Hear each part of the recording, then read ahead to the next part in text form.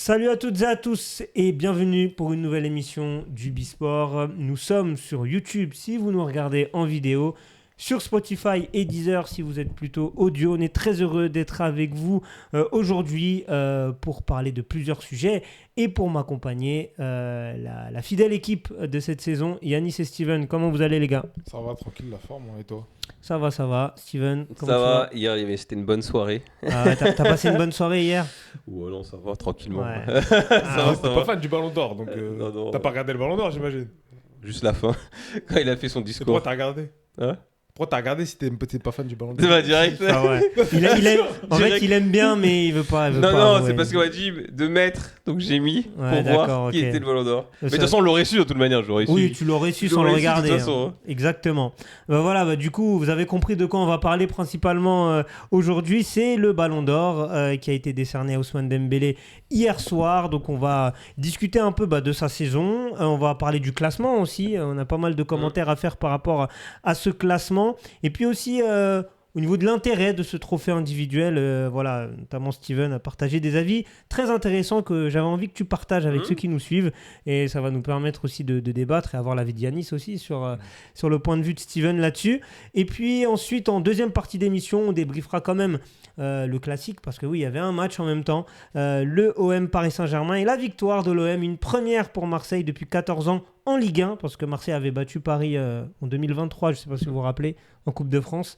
Mais en championnat, ça faisait 14 ans que Marseille n'avait pas gagné à domicile.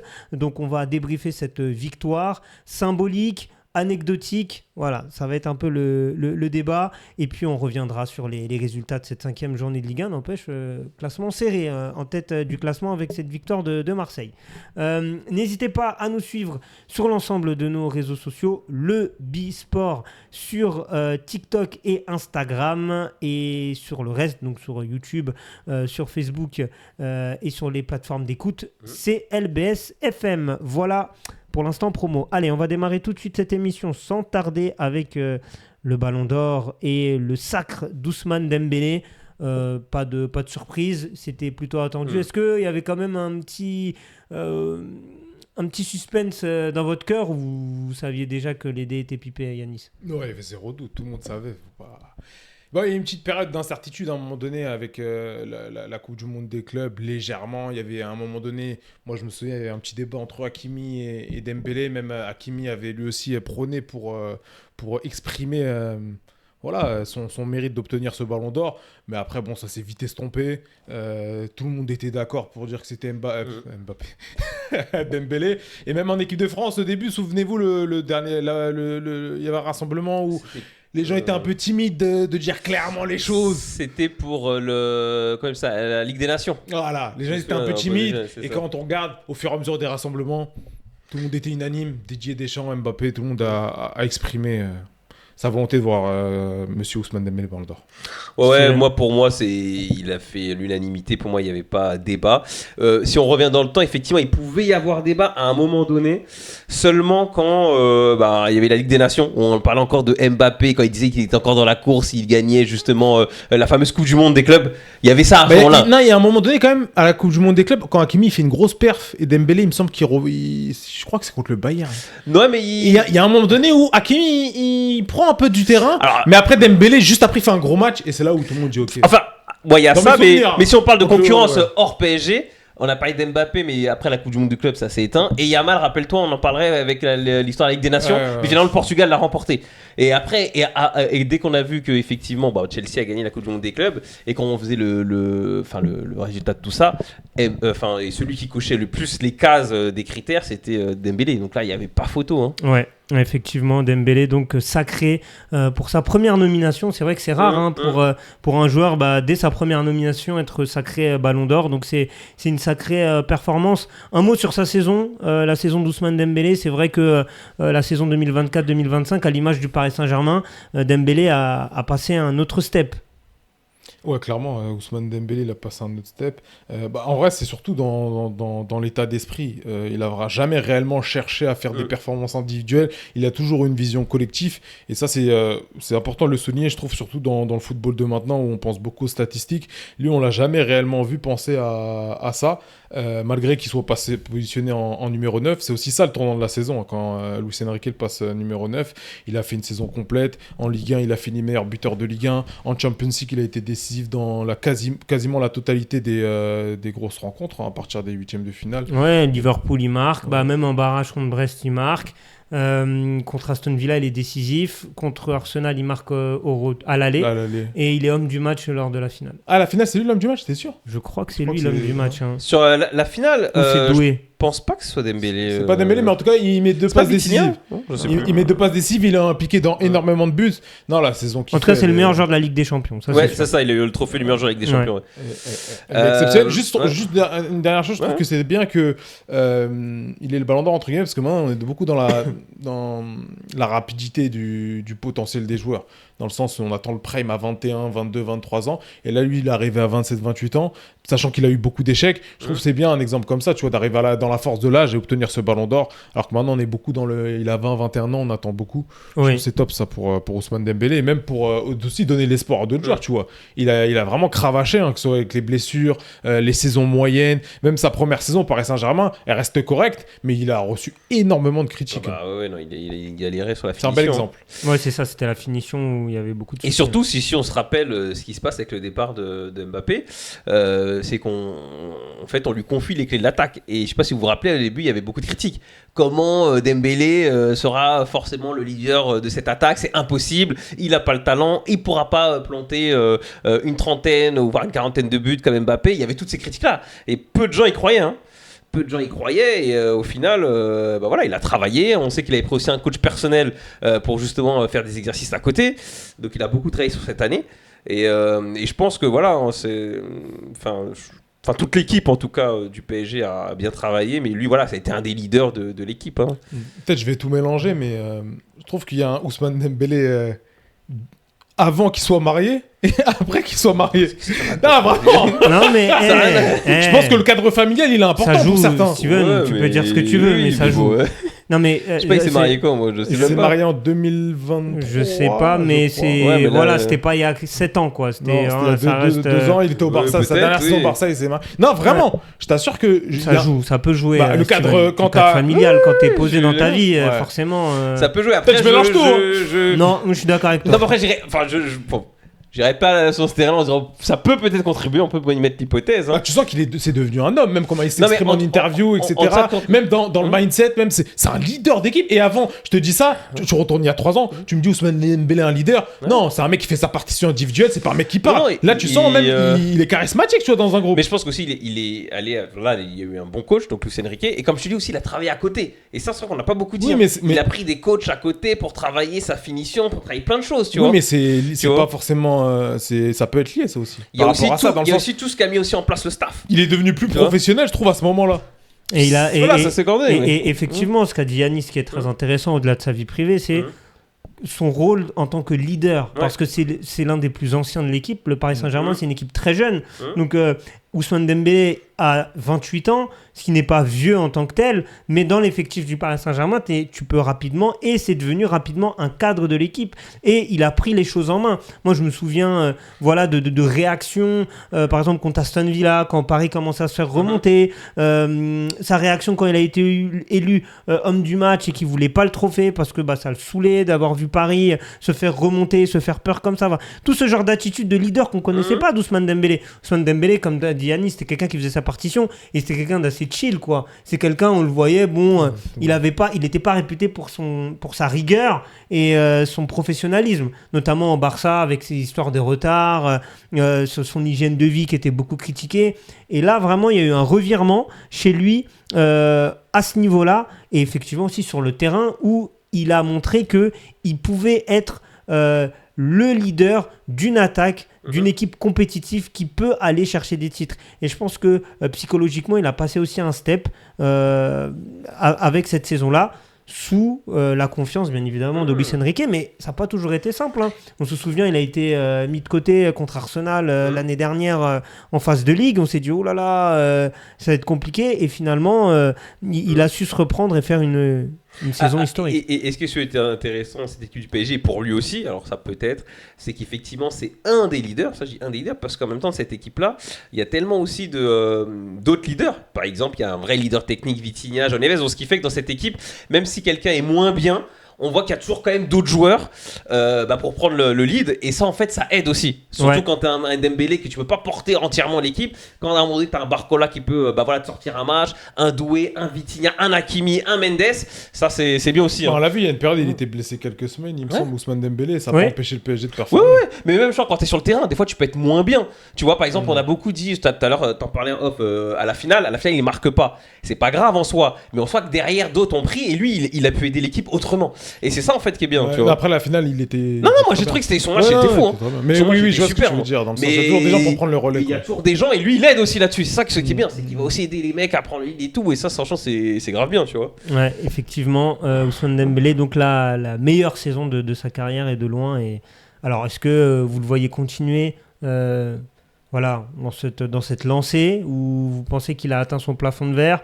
Comment gérer ça après derrière? Parce que c'est la question. Après un ballon d'or, c'est difficile. Hein. On a vu avec Rodri était déjà blessé l'année dernière quand il a eu son ballon d'or. Donc c'est pas vraiment un exemple. Mais on a vu que même pour Benzema, ça a été difficile. On a vu que pour Modric, ça a été difficile aussi l'après ballon d'or. Voilà, parce qu'il n'y a pas eu beaucoup d'autres ballons d'or que Messi et CR7 ces 15 dernières années. Donc Comment vous voyez Dembélé gérer cette saison 2025-2026, sachant que là, il est blessé. Il s'est blessé en équipe de France.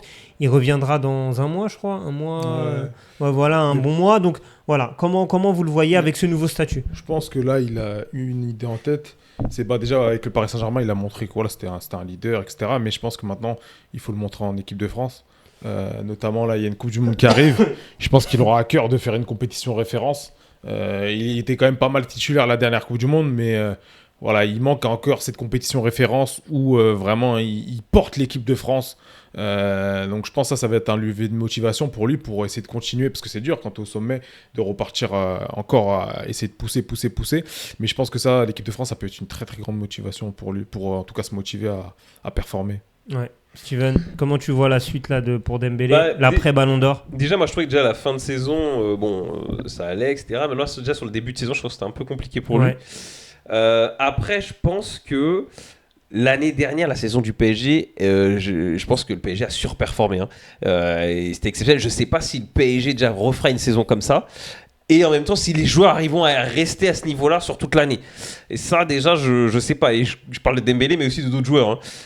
Et lui, le concernant, je sais pas s'il arrivera à maintenir ce niveau-là, en tout cas sur cette saison. J'espère. Et son début de saison, il est correct. Je l'ai trouvé un peu emprunté. Il fait la différence en début de saison. Ouais, je l'ai pas trouvé. Mais voilà, après comme je dis, il y a peut-être une fatigue. Voilà, il y a plein de choses. Toulouse, il fait le taf. Ouais, il y a peut-être une fatigue, peut-être d'autres choses, etc. Moi, je pense qu'il va maintenir. C'était peut-être pas aussi élevé, son niveau, ça peut pas aussi élevé que la saison qu'il arrive, parce que c'est compliqué de faire autant. La saison, je pense que pour tous les joueurs.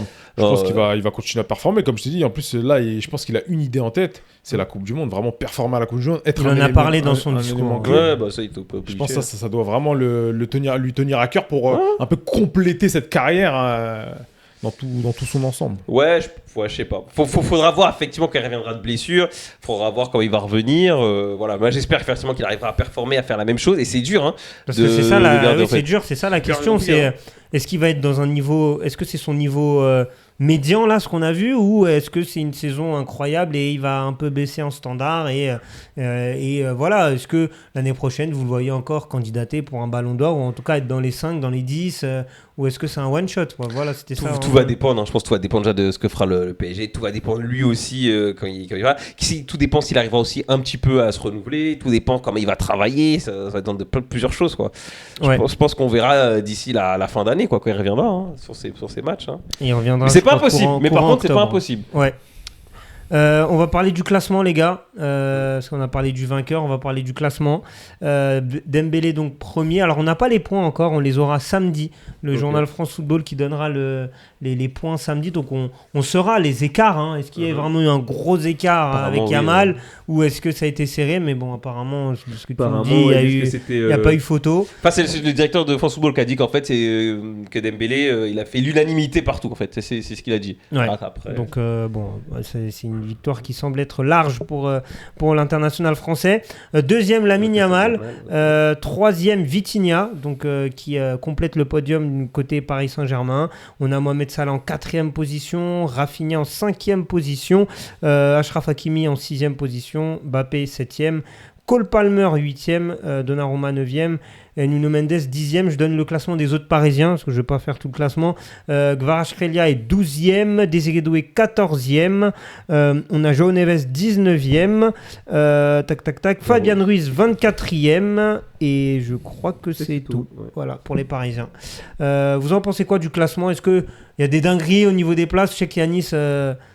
Il y a la 6e place d'Hakimi, si t'as pas trop. Je comprends pas pourquoi Hakimi, pour moi, il doit pas être 6e, Hakimi. La saison qu'il a réalisée, elle est exceptionnelle. Elle est au même niveau que celle de Dembélé, moi je trouve. Après, bon, le joueur offensif a toujours l'avantage, donc c'est normal que Dembélé l'obtienne. Mais Hakimi, non, il mérite autant que Dembélé et Vitinha. Moi, Hakimi, je le voyais même se batailler à un moment donné avec Ousmane Dembélé pendant une période, comme je l'ai dit en début d'émission. Donc moi, je l'aurais mis 2 ou 3 à Hakimi. Ça me pose un peu problème. Et ça me dérange qu'il soit 4e, personnellement. Ouais. Après, Rafinha et Vitinha qui sont dans le top 5 avec Lamine Yamal, c'est normal.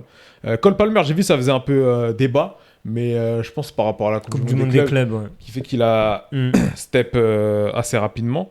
Mais par rapport au classement du top 5, voilà, c'est ça qui me dérange le plus.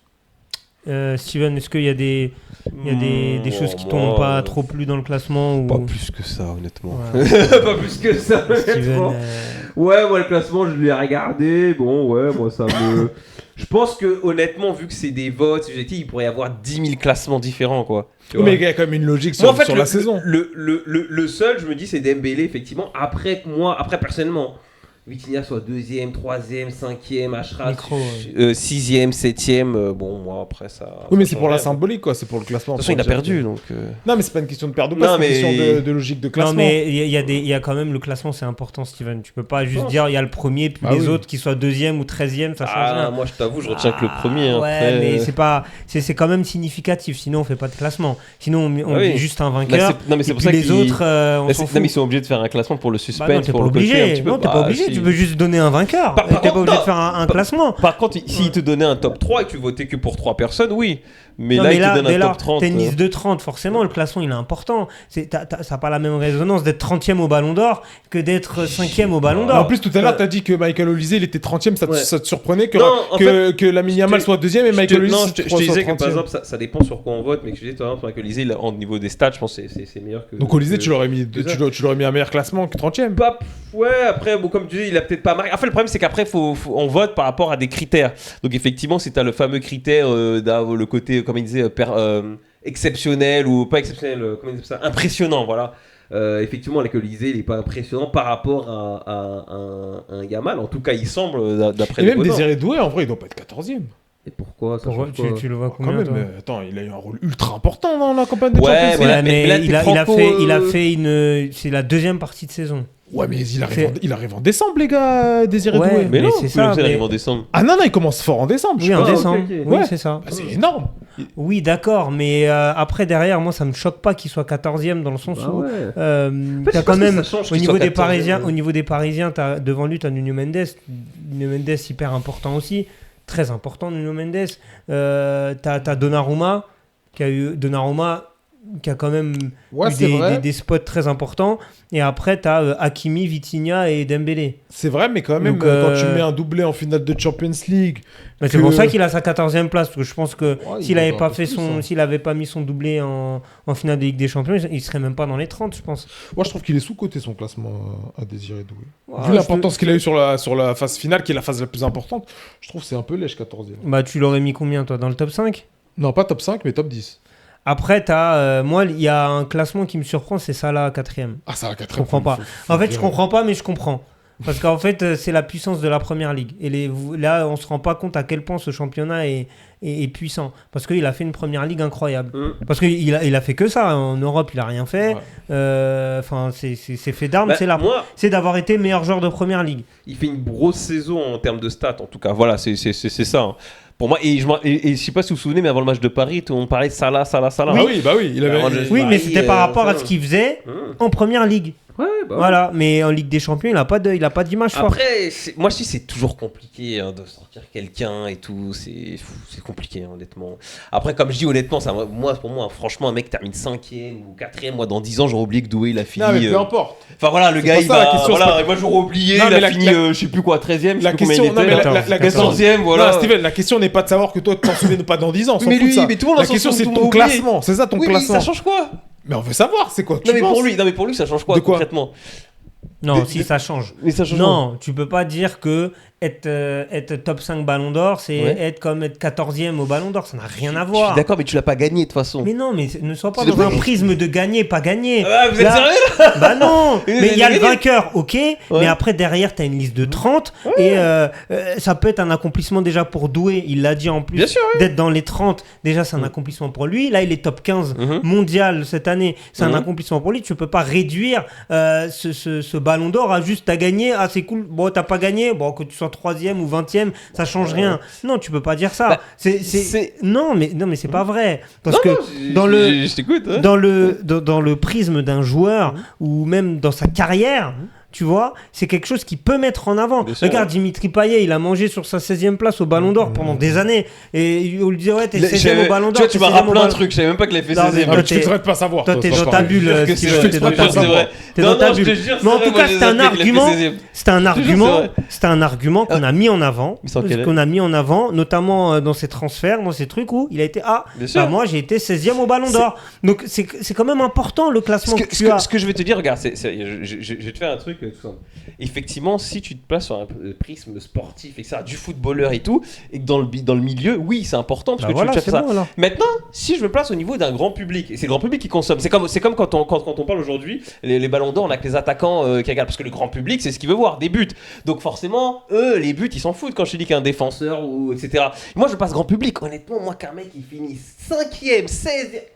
Non, c'est toi. Ça m'intéresse pas. Mais c'est très personnel. Ouais, c'est pas grand public. Parce que le grand public, ça les intéresse. Je suis désolé. Non, mais bien évidemment, on débat tous du classement aujourd'hui. Attends. Regarde, Yanis, il a dit, ouais, voilà, moi, j'ai vu un tel place, je suis pas d'accord. Je suis d'accord qu'on peut débattre là sur un classement. Mais je veux dire, pour moi, ça là, c'est pas quelque chose que je peux ressortir dans 3 ans. Ouais, rappelle-toi, il a fait 13e dans le top, je sais plus quoi, en 2025. Ça, on te dit pas de t'en rappeler quand tu seras retraité. Mais là, aujourd'hui, actuellement, on est dans une sphère où le Ballon d'Or c'était hier. Il y a eu un classement, donc forcément on le commente et c'est quand même important. Moi, je maintiens le fait que un classement c'est hyper important dans l'image du joueur et même pour le public. Tu vois, si par exemple demain, je sais pas moi, un Rafinha, et bah voilà, s'il veut renégocier son contrat, bah voilà, j'ai fait top 5 Ballons d'Or. C'est le côté commercial, oui, c'est intéressant. Mais même pour l'image du grand public, les gens ils vont plus respecter Rafinha. Parce qu'il a fait top 5 Ballon d'Or. T'as un autre statut quand même quand t'es dans le top 5, quand t'es dans le top 10, même dans les 30. T'as un autre statut. Je répète, avec Dimitri Payet, on le voyait pas pareil après derrière. On le regarde. Non mais toi, t'es dans ta bulle. Non, franchement, personne ne savait pas. Non, toi, t'es dans ta bulle. C'était en quelle année d'ailleurs si vous avez 2016. Après, il fait la saison de pro à West Ham et plus l'Euro. Et il fait 16e du Ballon d'Or. Je sais même pas qu'il avait été 16e du Ballon d'Or. Non, mais c'était sa seule nomination à Dimitri Payet. Yannis, est-ce que t'avais un truc à rajouter sur le classement ? Par rapport au classement, est-ce qu'il y a d'autres trucs que tu avais... Le problème de France Football, là, depuis des années, les classements ils sont incohérents. Oui, mais le problème, c'est que c'est normal, ces classements incohérents. Mais c'est anormal, parce que tout le monde, c'est subjectif. Non, c'est subjectif, mais les classements ils sont trop incohérents, en fait. En fait, parce qu'il faut qu'ils changent le système. Parce que quand tu regardes certains pays, tu vois le classement du Ballon d'Or, là, parce que t'as des pays, ils ont fait des votes, etc. C'est les 100 premiers au classement FIFA. Des pays, les 100 premiers au classement FIFA. J'ai vu un classement passer tout à l'heure, il y a mis les ventes, je sais plus, j'ai vu des bêtises. C'est la liberté d'expression. Bah oui. Mais pourquoi ils peuvent être C'était pas démocratique, toi. C'est pas cohérent. Mais c'est pas. Ouais, mais je comprends pas pourquoi. C'est la démocratie, Yanis. Regardez les classements de certains pays, c'est une catastrophe. Mais selon ton prisme. Pas selon le prisme de tout le monde. Bah non. Si je te dis les ventes de skip, je le mets pas Ballon d'Or. Bah non, mais alors. Mais il y en a, ils ont fait ça. Oui, alors. Mais c'est ridicule. Mais pourquoi ça En fait, faudrait qu'il restreigne. Non, peut-être que le gars, non, mais peut-être qu'après lui, le gars qui a voté. Et c'était bien à l'époque où il faisait voter les sélectionneurs et capitaines. Ah non, c'est une catastrophe. non, tu peux pas dire ça, t'es fou quoi. Oh là là, Yannis, arrête. Non, t'as une hérésie là. Là, c'était à l'époque où c'était FIFA Ballon d'Or. C'est n'importe quoi. T'avais copinage, t'avais les mecs qui votaient pour leurs potes et tout. C'est pareil. Hein. Je pense que les mecs qui votent. Bon, les classements sont catastrophiques. Non, mais attends, regarde. Peut-être aussi qu'il y a un mec, il veut pas voter. Par exemple, le mec qui a voté Lewandowski. Peut-être que lui, il veut pas voter en fonction des critères. Peut-être que lui il se dit il s'en fout, il vote comme ça, tu vois. Oui, justement, c'est pour ça que je dis. Après, il a le droit. C'est pour ça que j'ai dit il faut changer les choses sur le système de vote. Moi, je pense honnêtement, c'est ce que je te disais. Peut-être si on veut rajouter plus de choses pour éviter des frustrations, même si c'est pourri, il faudrait rajouter un ballon d'or des défenseurs et un ballon d'or des milieux. Non, mais c'est claqué ça. Non, mais par contre, ce que j'ai dit à Steven, c'est pas. J'aimerais bien qu'on mette en place un système. Après, je suis dans une utopie totale. Qu'on fasse participer le public au vote du ballon d'or. Non, mais là aussi, tu vas voir tout et n'importe quoi. Ce serait exceptionnel. Moi, je sais pas. Moi, je suis Yannis, sûr. tu veux voter ou quoi? Ah, j'ai envie de voter. Ouais, tu vas avoir ton impact. Moi, je suis soit pour la suppression du ballon d'or, soit pour effectivement, à la rigueur. C'est symbolique historiquement le ballon d'or. Bah oui. Il y a que toi qui dis que c'est pourri. Non, t'es le seul mec que j'entends dire c'est pourri. Ah bah, il y a que toi, mais il y a beaucoup de gens qui te disent c'est une hérésie. Tu sais que c'est le seul mec que je connais qui regarde le foot qui me dit c'est une hérésie. Ça sert à rien. Vous êtes 2 sur 1000 quoi. Non, franchement. Historique. Pour moi, c'est un truc de grand public. C'est-à-dire. Bah oui, mais c'est ça. Voilà, c'est le grand public. Et attendez, moi je comprends pas. Un Hakimi ne gagnera jamais le ballon d'or comme ça. En même temps, quand je vous dis, attendez, quand je vous dis, venez, c'est ça je comprends pas des fois votre accord. Venez on met un ballon d'or pour les défenseurs. Ah c'est pourri. Non mais tu sais pourquoi les défenseurs. Je comprends pas. Là vous êtes incohérents. Et il y a des mecs des fois j'arrive pas à comprendre. Vous voulez que ça change dans un système flingué, mais en même temps, il faut garder parce que si on change. Il y a des mecs qui vont faire n'importe quoi, mais c'est bien, faut garder comme ça. Mais le mec il aura pas, mais il sera quand même. Attends, il sera quand même 30, il sera 25ème. Faut pas oublier qu'il est quand même 25ème le gars. Ah d'accord, ok. Et ça compte. Il veut nous faire là. C'est un tueur. Non, pour te répondre, regarde. Déjà t'as parlé de suppression de ballon d'or. Historiquement, le ballon d'or, comme t'as dit, ça touche le grand public. Tout le monde regarde. Toute la terre s'arrête pour regarder le ballon d'or. Tout le monde s'arrête. Toi-même t'as regardé le ballon d'or alors que t'aimes pas le ballon d'or. Tu dis c'est bidon, mais tu t'es posé devant ta télé, t'as regardé le ballon d'or. C'est vrai ou pas? J'ai pas regardé la cérémonie. Mais t'as regardé la fin. J'ai juste vu en fait quand Dembélé est arrivé, il a fait son discours. Et donc t'as regardé le ballon d'or. Même toi t'as dit c'est bidon mais tu regardes. Tout le monde s'arrête pour regarder le ballon d'or. De une. Ensuite tu parles de ballon d'or par poste. Historiquement non, c'est le meilleur. Mais ça peut changer. Je t'ai laissé parler. Historiquement on définit le meilleur joueur du monde. Tout confondu. Que ce soit gardien, défenseur, tout confondu. Après oui effectivement les attaquants ont un avantage parce que c'est ça que le public aime. C'est les dribbles etc. Mais tellement t'as des défenseurs qui l'ont remporté. Cannavaro il a remporté le ballon d'or. T'as des milieux de terrain comme Rodri va pas chercher plus loin. Exactement. En fait, vous êtes des conservateurs, c'est un ouf. De une, et de deux, genre, si tu fais poste par poste, ça perd de sa valeur en fait. Pourquoi ça perd de sa valeur? Ça perd de sa valeur. Tu l'as fait pour le gardien là. On prend. Non, il y a un trophée pour le gardien. Le gardien, ça passe pas. Même ça, je trouve ça, c'est pas. Mais c'est normal, les mecs, ils vont jamais gratter un ballon d'or. Autant qu'ils aient une récompense. Après, gardien, c'est un poste très. Bah oui. Voilà. En fait, je comprends pas. C'est qu'en fait, vous voulez en même temps. En fait, c'est ça le problème. C'est que je comprends pas. Ça perd de sa valeur si tu fais un poste par poste. C'est plus le ballon d'or en fait si tu fais poste par poste. Vous êtes incohérent. C'est nul. C'est-à-dire que vous voulez. Et si durant la saison t'as changé de poste plusieurs fois. Tu veux garder un. Tu fais comment? Attends, tu veux garder un ballon d'or, sachant qu'on va mettre que des attaquants. Non, c'est pas vrai. Attendez, non mais ce que tu me dis, c'est même pas 1%. On fera. Rodri il a battu Vinicius ou pas l'année dernière? Rodri il a battu Vinicius ou pas l'année dernière? Rodri c'est un poste. Rodri c'est un joueur à poste de vocation défensif. Combien de ballons d'or? Combien de ballons d'or défensifs? Mais c'est normal. Bah voilà. Le football c'est les buts, Steven. C'est l'essence même. Je t'en ai donné deux. Je t'ai dit Cannavaro, Nedved, Rodri. Il y en a plusieurs. Mataos aussi qui avait eu le ballon d'or. Voilà. Mais ce que je veux dire, le ballon d'or, c'est un truc d'attaquant. Moi, ça me dérange pas en soi. Mais le foot, c'est marquer des buts. Le foot, très bien. Alors pourquoi se casser les couilles des défenseurs là-dedans? Pourquoi leur pas leur donner une compétition, un truc à eux? C'est ça, je crois. Vous voulez leur fermer les portes pour dire en gros, c'est bien, faites le nom. Le ballon en gros, d'or, les sparring. Les mecs, on va les mettre dans le classement. Déjà, le ballon d'or, c'est un trophée qui réunit tous les joueurs des championnats européens et on définit le meilleur de la saison. C'est pas possible. Si un mec comme Ferland Mendy, un coup il joue défenseur central, un coup il joue latéral gauche, un coup il joue milieu de terrain et il doit mériter le ballon d'or, tu le mets où? Tu le fais remporter les 3 ballons d'or? Exceptionnel, c'est vrai, mais c'est pas, c'est compliqué. Regarde Dembélé, il a joué en pointe, ensuite il a joué sur le côté. Mais il joue à un joueur offensif, il joue avec ça. Moi franchement, tu fais un ballon d'or attaquant, un ballon d'or milieu de terrain. Mais non, imagine un classement. Ça perd de sa valeur. Attendez, imaginez cette année qu'un classement des attaquants, ça aurait été juste une dinguerie. Là, et qu'un classement des milieux et qu'un classement des défenseurs. défenseurs. Historiquement, ça n'a aucun sens. Mais pourquoi historiquement? On n'a qu'à changer. On prend le meilleur joueur du monde, c'est tout. On met des trucs pour les défenseurs, on met des trucs comme ça, effectivement, aujourd'hui, tu aurais pu avoir une récompense. Hakimi aurait pu avoir un ballon d'or. Comme il s'appelle, Dembélé aurait pu avoir un ballon d'or. Et peut-être Vitinha aurait eu son ballon d'or. Et c'est pas ça le principe du ballon d'or. En fait, t'as pas compris le principe du ballon d'or. Le principe du ballon d'or, c'est de sortir le meilleur joueur du monde, le joueur le plus important, le joueur qui a remporté le plus de trophées, le joueur qui a été décisif dans le jeu. C'est ça qui sert. Le ballon d'or. Le meilleur joueur du monde. Joueur, gardien. Ah, mais lui, putain, il joue défenseur parfois, il joue au milieu de terrain. Ah, je sais pas s'il mérite. Mais non, mais là, tu dis n'importe quoi. C'est quoi ce joueur? Dis-moi le joueur qui fait. Attends, dis-moi. Et regarde Pep Guardiola, Bernardo Silva, un coup je joue attaquant, un coup je joue au milieu de terrain. Mais t'as des systèmes hybrides de ouf, t'as des gens qui jouent plusieurs postes. Ils ont des postes à ce que ça n'a pas de sens. Là, ce que tu fais, c'est parce qu'en fait, tu dis, moi, pour mon plaisir, il faut pas que ça. Il faut pas. En fait, je parle pas pour mon plaisir, je parle historiquement. On définit le meilleur joueur du monde, le joueur le plus impactant, pas les joueurs les plus impactants. Même marketingement, c'est pas pareil. Ça perd sa saveur. Je vais reprendre encore votre incohérence. Attendez, je vais reprendre nos incohérences. Et après, je vais en placer une parce que depuis tout à l'heure. Je vais reprendre ton incohérence. Ouais, là, c'est le grand public, etc. Tout à l'heure, Nassourine disait il faut prendre le prisme du footballeur. Le prisme footballeur, c'est important pour le footballeur. Maintenant, je pensais en tant que footballeur. Tu crois que les mecs, ils voudraient pas avoir leur récompense? Non, réellement, tu crois qu'un défenseur voudrait pas avoir sa récompense? Non, alors je vais te répondre. Je pense que Steven, il faut que tu acceptes une chose. Ouais. Que on n'est pas dans l'égalitarisme à tout prix. Je suis d'accord. Tu as des postes qui sont mis en avant plus que d'autres. Et ça, il faut l'accepter. C'est-à-dire que demain, quand tu t'inscris au foot, c'est toujours pareil. Quand tu regardes le parcours des footballeurs, quand ils ont 4, 5, 6 ans, ils sont tous attaquants. D'accord? On se demande pourquoi. Et après, derrière, petit à petit, t'en as qui redescendent, qui redescendent. Ok?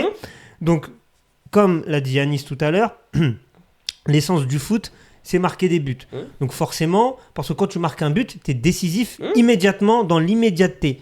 Alors qu'un défenseur ou un milieu de terrain, il peut être décisif et important pour son équipe, mais c'est souvent de l'indirect. D'accord? C'est un intermédiaire. Alors que l'attaquant, c'est celui qui met le ballon dans les filets. C'est celui qui célèbre. C'est celui qu'on voit en premier lorsqu'il y a un but marqué. C'est important tout ça, ces images-là, c'est très important. Et ça construit un imaginaire collectif. Et donc du coup, l'image du footballeur au niveau mondial, c'est marquer des buts. C'est pas faire un tacle, c'est pas faire une transversale, c'est pas gagner des duels, c'est marquer des buts. C'est l'essence même de ce sport. Donc en fait, je ne comprends pas pourquoi toi aujourd'hui tu veux venir dire oh il faut un ballon d'or pour un attaquant, un ballon d'or pour un milieu, un ballon d'or pour... Non mais je viens de te dire qu'il y a des hiérarchies. C'est hiérarchisé, donc l'attaquant sera toujours valorisé. Et même comme ça dans l'histoire du ballon d'or, t'as eu des Rodri, t'as eu des défenseurs, t'as eu des Cannavaro qui ont gagné le ballon d'or, t'as eu des Zidane qui n'étaient pas les meilleurs buteurs de la saison. Non mais c'est pas lui qui marquait les buts. Non mais Steven, s'il te plaît, c'est pas lui qui marquait les buts, c'était pas le meilleur buteur de la saison, parce qu'à t'entendre on récompense celui qui a les plus grosses stats. Non, c'est pas vrai. C'est celui qui nous fait plaisir aux yeux. Mais après effectivement, dans 80% du temps, c'est celui qui marque les buts et c'est comme ça et c'est pas grave. Il faut pas s'offusquer. Et ça veut pas dire qu'il faut faire un ballon d'or des défenseurs, un ballon d'or des trucs, parce qu'en fait ça perd de sa valeur. Et aujourd'hui, si par exemple un défenseur est ballon d'or ou un milieu de terrain est ballon d'or, ça montre justement quel milieu de terrain exceptionnel ou quel défenseur exceptionnel ce joueur a été durant la saison pour, malgré tout ce que je viens de dire et tout l'historique de ce sport, il arrive quand même à se faire remarquer pour être devant, à l'image d'un Cannavaro en 2006, la Coupe du Monde qu'il a fait, ça a marqué du monde, à l'image d'un Rodri en 2024, même s'il y a eu polémique, mais au final il fait un bon Euro, il fait une bonne saison avec City, il gagne son ballon d'or. Même si tu me dis que c'est des joueurs offensifs, un Luka Modric, il gagne le ballon d'or devant un CR7 qui avait encore marqué 75 buts cette année-là. Voilà, ça existe. On peut avoir d'autres joueurs qui existent hors prisme des stats, mais voilà, après on peut pas dénaturer ce qu'est le foot de base et vouloir un égalitarisme qui n'a pas de sens. C'est pas méta-égalisme. Non, regarde, je dis un truc. Il dit exactement ce qu'il a dit. Il a dit le foot, c'est que les attaquants. Très bien. Non, tu mettons en avant. Attends, t'as fait une CNews. Non, mais regarde. J'ai pris 3 minutes. Non, mais il a fait une CNews. pelouse. Oh, je suis choqué. Il a pris une phrase dans tout contexte, il l'a balancé, il a dit ça. Non mais il a dit qu'effectivement on en avons beaucoup plus. En fait, les attaquants ne sont plus marquants. Mais ça, je l'entends. C'est l'essence de ce sport. C'est que effectivement, en fait, je vois pas l'utilité. Pour moi, en fait, c'est juste mettre des gens pour mettre des gens, pour leur faire plaisir. Tu vois ce que je veux dire? Et en fait, je me dis que c'est pas grave. Et même si je vais dire un truc, même si demain tu fais entre guillemets un ballon d'or pour défenseur, t'as pas de guitariste parce que là aussi, t'as encore plein de critères sur les défenseurs, sur les milieux, t'as encore plein de critères. Non mais c'est tu trouveras jamais. Puis après, tu veux faire un ballon d'or pour le meilleur remplaçant. Et après, on va faire un ballon d'or pour le meilleur ramasseur de balles. Et puis un ballon d'or pour. Il va faire un ballon d'or défenseur central axe droit. Voilà. Un ballon d'or axe gauche. Et puis après latéral. Un ballon d'or sentinelle. Un ballon d'or relayeur. Steven, après, on s'en sort plus. Non mais parce que en fait, pour moi, ceux qui ne veulent pas des fois que ça change, pour moi, c'est une forme d'égoïsme. Non mais des fois, pour moi, c'est une forme d'égoïsme. Des fois, tu veux changer, mais ça n'a pas d'intérêt. Ça n'a pas d'intérêt de changer pour changer. Non mais la leçon, c'est qu'en fait, c'est qu'il faut. Et qui s'est plaint aujourd'hui? Est-ce qu'il y a un défenseur, un milieu qui s'est vraiment plaint? Est-ce qu'il y a une fronde? Est-ce qu'il y a un truc? Est-ce qu'il y a quelque chose? Parce qu'ils savent leur place. Donc arrête de dire. Oh là là, c'est dur de dire ça. Ils savent leur place. Mais c'est la réalité. Alors pourquoi les faire concourir? C'est ça que j'arrive pas à comprendre. On sait qu'il y a. Alors, je comprends pas. Moi, je sais que je gagne pas. Mais pas dans la liste. Il t'a expliqué, il t'a donné des arguments. Attends, laisse-moi parler. Ouais. Il t'a donné des arguments pour t'expliquer comme quoi t'as des gens en vocation différente qui remportent le ballon d'or. Donc ils sont quand même en course pour remporter. La preuve, l'année dernière, c'est l'année parfaite. Attends, t'es défenseur. Mais attends, tu me fais tout ce speech. Attends, excuse-moi, Steven. Tu me fais tout ce speech. Mais le ballon d'or de Dembélé, il est pas mérité? De quoi? Le ballon d'or de Dembélé, il est pas mérité. Mais on parlait pas de ça, on parlait pas de ballon d'or. Non, mais attends, je sais, mais là j'ai un flashback, je dis mais attends, on dit tout ça, mais il mérite son ballon d'or Dembélé, on est d'accord. Selon les critères qui ont été mis en place, effectivement. Donc si on prend les trucs, et d'ailleurs pareil, aujourd'hui on va élire le meilleur joueur, mais les meilleurs joueurs finalement, c'est quoi? Faut être dans 8 clubs à peu près pour gagner le ballon d'or. Tu vas être dans les 8 clubs. Bon, toi tu veux quoi? Tu veux un ballon d'or du championnat comorien, c'est ça? Ben regarde les mecs, regarde. Les 8 clubs, c'est normal, c'est les clubs les plus performants. C'est ce que je t'ai dit. J'ai dit je t'ai juste dit, j'ai pris les critères. J'ai dit comorien parce que je suis comorien, c'est pour ça, je me suis permis de le dire. J'ai pris les critères qui sont actuels, c'est clair qu'aujourd'hui pour sortir le ballon d'or, il y a des critères qui ont été faits par France Football, c'est pas moi qui les ai invités. Mais dans ces critères-là, quand tu regardes là, déjà tu sais que ton panel il est réduit parce que tu dois prendre dans ces 8 clubs à peu près, 8-9 clubs, c'est dans ces clubs-là que tu vas prendre tes ballons d'or, pas ailleurs. Oui, et après, c'est grave. Non, c'est les clubs les plus performants, c'est logique. Oui, voilà, ils ont été obligés. Ils sont obligés en fait de mettre plusieurs critères, c'est-à-dire de prendre après de prendre des trophées, etc. En plus, pas forcément. L'année dernière, Rodri il joue à City, c'est la première fois qu'il y a un ballon d'or de Citizen, je crois. Oui. Mais City l'année dernière gagne, je sais plus la saison dernière qu'est-ce que fait. Non, lui gagne. C'est l'euro. C'est l'euro. Même ton argument là, parce qu'il gagne 8 clubs là. Non, mais c'est toujours les mêmes clubs. Enfin, faut jouer dans le. Faut jouer dans le. Bah si, faut jouer dans le. Si, tu regarderas les derniers clubs. Mais puis alors, même si c'est 8 clubs, c'est les 8 meilleurs en fait. Donc tu veux. Ça aussi, tu veux remettre en cause aussi. Non, en fait, je dis que en fait, pour moi, je trouve que c'est une sorte de dissonance, c'est-à-dire que effectivement, tu vas sortir un meilleur joueur, mais par exemple, tu peux être tu peux être même meilleur peut-être que Dembélé, mais parce que ton club ne sera pas passé, tu seras pas récompensé. Mais parce que t'as pas joué les hautes sphères de compétition. Mais en même temps, c'est pas comment on peut juger ton niveau si t'as pas joué les très gros matchs. Parce que si le mec il marque contre son camp, t'as fait quoi? C'est pas ta faute, c'est dans ton coéquipier. En fait, j'ai compris. Si t'es bon l'année prochaine, un club te recrute et tu vas avoir accès à ces clubs-là. Non, mais je parle pas de ça. Mais par exemple, tu peux être un très bon joueur, tu joues à Liverpool, enfin des clubs phares, il n'y a pas de problème. Mais finalement, tu t'es fait éliminer, malheureusement, tu t'es fait éliminer, voilà. Tu n'auras pas le ballon d'or. Mais peut-être que déjà intrinsèquement et même statistiquement, tu seras peut-être meilleur que celui qui a fait le truc. D'accord, mais j'ai envie de te dire, Lamine Yamal, si tu parles d'intrinsèque, tu donnes à Lamine Yamal, et si tu veux rentrer dans l'intrinsèque, chaque année on le donnait à Messi alors. Mais moi je suis d'accord pour ça. Mais donc ça parce qu'intrinsèquement c'était le meilleur. Oui, mais c'est pas ça qu'on juge. Mais il y a des critères, Steven. Non, mais pour moi, par contre, quand Messi et Ronaldo ils l'ont eu, pour moi il n'y avait pas débat. Ils devaient l'avoir tous les ans. Bah oui, il n'y avait pas meilleur qu'eux en fait. Donc voilà alors. D'autres pouvaient pas l'avoir parce qu'ils étaient au-dessus de leur sport. Non, mais ils étaient au-dessus. Non, mais ils étaient au-dessus intrinsèquement. C'est-à-dire que même si leur club ne gagnait rien, pour moi il fallait leur donner. Mais et tu te posais pas la question de les défenseurs, tout ça. Mais ils étaient meilleurs. Mais donc voilà. Donc à la fin on se rejoint. Ils étaient au-dessus. Change de sujet s'il te plaît. J'étais au-dessus du lot. Tout cet argument pour revenir à la base. mais pour te dire que ces mecs-là étaient vraiment, ils étaient au-dessus du lot. Là, il y a pas photo. Là aujourd'hui, il y a pas de Messi, il y a pas de CR7. Donc voilà. Mais la preuve, c'est plus ouvert. Rodri, il a gagné l'année dernière. Voilà, c'est ça. Et t'as plus de suspense. Moi, en cas, t'as un milieu de terrain qui a gagné l'année dernière. Moi, je suis pour supprimer ces conneries. D'accord. Mais ils le feront pas. Mais voilà, je suis pour supprimer ces conneries. C'est la vie tranchée de Steven. Toi, tu vas enlever tous les gros événements pour le grand public, en fait. J'ai capté. Ouais. Tu vas enlever pas la les Coupe du gros Monde, événements. il va retaper la Coupe du Monde, il va retaper l'Euro, il va retaper le Ballon d'Or. Tu veux tout enlever. Retaper, c'est différent. Retaper. Ouais. Allez, on va changer de sujet, les gars. On a bien fait là. On a fait 40 minutes sur le Ballon d'Or. Putain, c'est passé vite, je pense. On a fait 40 minutes sur le Ballon d'Or. Oui. On va passer au match qui s'est joué au même moment. Hier soir, au moment où on enregistre cette émission, donc la victoire de l'OM face au PSG, je l'ai dit en introduction, ça faisait 14 ans que l'OM n'avait pas gagné au Vélodrome en championnat face au Paris Saint-Germain. La dernière victoire, c'était quand, les gars, vous vous rappelez ou pas? Quelle année? T'as dit en Coupe de France en 2011, 2023. ouais, 2011. Ah, tu parlais pas. Ah, pardon, Et vous vous souvenez du score ou pas? 3-1, non? Non, t'es presque. 4-2. Non.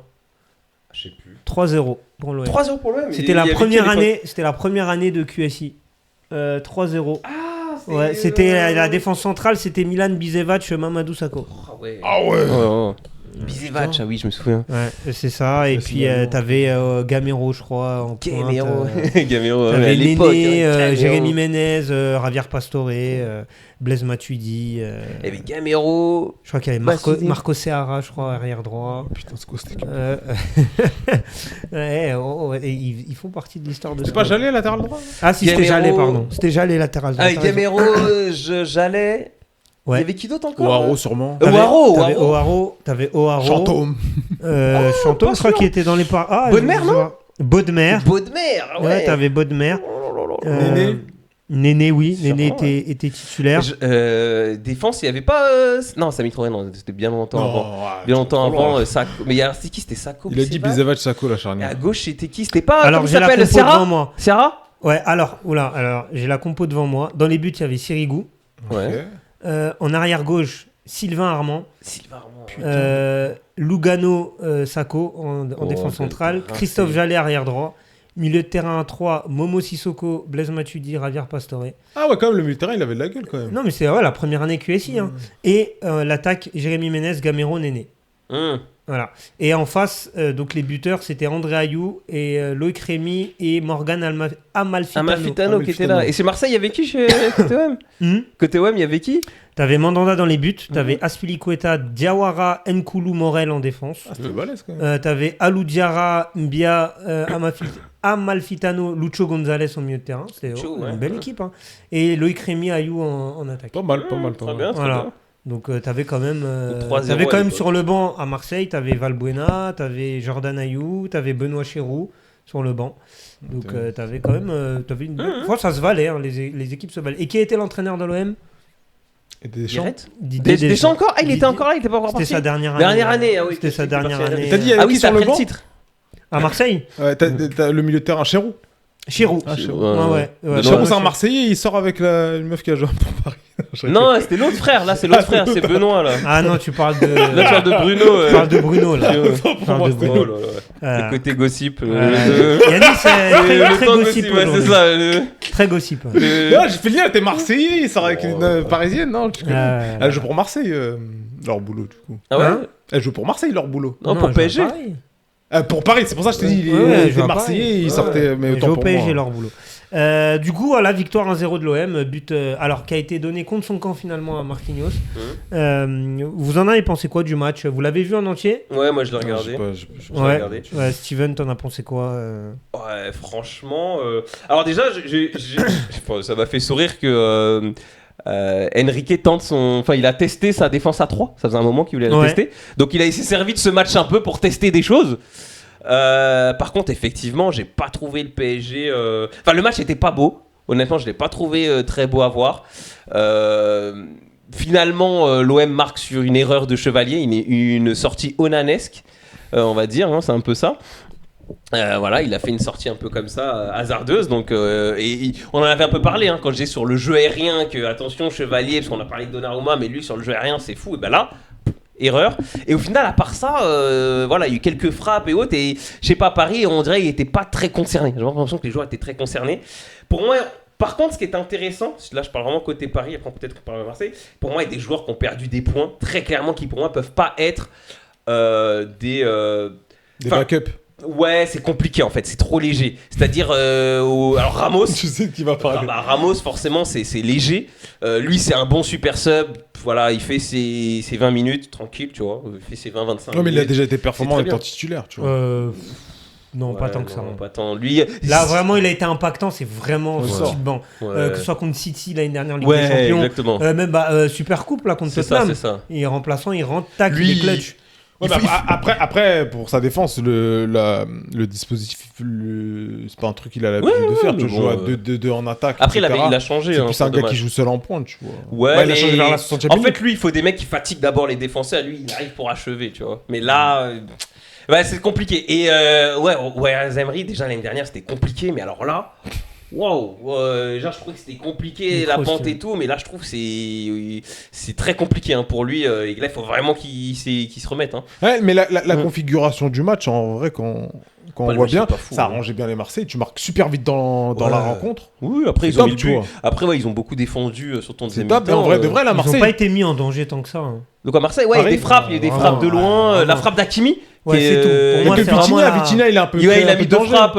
Mais c'était trop axial, les frappes de Vitinha. C'est ça. Vraiment, la seule action dangereuse, en vrai de vrai, c'est la frappe d'Hakimi. C'est tout. Après, vraiment, Marseille a bien défendu. C'est ça, ils ont été brouillons. Comme tu as dit à Nice, ils étaient dans une configuration idéale. Ils marquent dès la 3e minute de jeu. Derrière, et ils ferment la boutique. Paris, moi, je les ai trouvés, mais vraiment pas inspirés du tout.